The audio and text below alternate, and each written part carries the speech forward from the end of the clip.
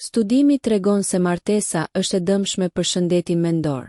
Një studim i ri i publikuar në revistën Alzheimer's o Dementia ka zbuluar se individët e pamartuar përfshirë ata që nuk janë martuar kurrë, të divorcuar ose të ve, ka një rrezik 50 më të ulët për të zhvilluar demencë krahasuar me bashkëmoshatarët e tyre të martuar. Studimi është kryer në SIHB me mbi 24,000 persona të moshës 50 deri në 104 vjeç, dhe është ndjekur për një periudhë prej 18 vitesh. Ata ju nënshtruan testeve periodike neuropsikologjike për të verifikuar statusin e tyre njohës, që në testin e parë disa kishin treguar shenja të një deficiti të lehtë njohës, por tek ata që nuk ishin të martuar kjo rrallë shndërrohej në demencë të plotë. Për të konfirmuar besueshmërinë e rezultateve, studiuesit analizuan edhe faktorë të tjerë që mund të ndikojnë në zhvillimin e demencës, siç janë mosha, gjinia, etnia, arsimi, pirja e duhanit dhe aspektet të tjera të shëndetit fizik dhe mendor.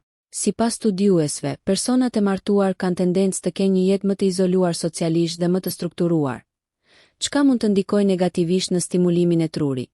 Duke u mbyllur në një univers rutinë çifti, truri do të stimulohej më pak dhe për këtë arsye do të vuante më lehtë nga rënja njohëse. Ndërsa beqarët janë në përgjithësi më të pavarur, një faktor tjetër që ndihmon në mbajtjen e mendjes aktive. Megjithatë, rezultatet nuk janë përfundimtare. Studimet të mëparshme kanë treguar se martesa mund të ketë efekte mbrojtëse, falë mbështetjes emocionale dhe ndërveprimit të përditshëm me partnerin. Autorët sugjerojnë se një jetë më aktive shoqërore dhe më pak rutinore mund të ndihmojnë në mbrojtjen e trurit nga rënja njohëse. Nëse ju pëlqeu kjo video, shkoni në kanalin e YouTube-it Big VIP Albania Kosova, që e gjeni në bio. Mos harroni që të bëni subscribe dhe të klikoni butonin e zilës që të informoheni për videot më të reja.